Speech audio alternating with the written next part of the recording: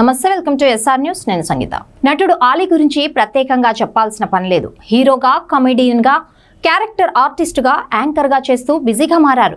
ఇండస్ట్రీలో ఆలీకి మంచి గుర్తింపు ఉంది. ఇక ఆలీ రాజకీయాల్లోకి సైతం ఎంట్రీ ఇచ్చిన సంగతి తెలిసిందే. 2019 ఎన్నికల్లోనే వైసీపీలో చేరిన ఆలీ పార్టీ అభ్యర్థుల తరపున ఎన్నికల ప్రచారం కూడా నిర్వహించారు.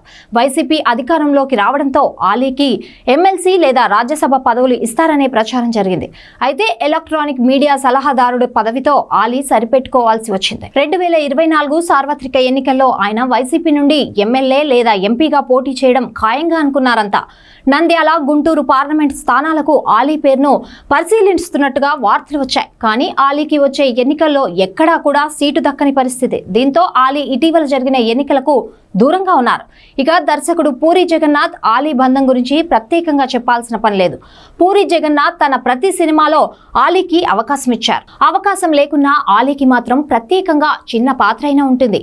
ఆ పాత్రలు ఆలీకి ఎంతో గుర్తింపు తెచ్చిపెట్టాయి. పూరి జగన్నాథ్ ఆస్తులన్నీ కోల్పోయిన సందర్భంలో ఆలీ ఆయనకు అండగా నిలిచారు. తాను సంతోషంగా ఉంటే ఒక బొకే, బాధలో ఉన్నప్పుడు ఒక పెగ్ మందు మాత్రం పోసి వెళ్తాడని పూరి చెబుతారు.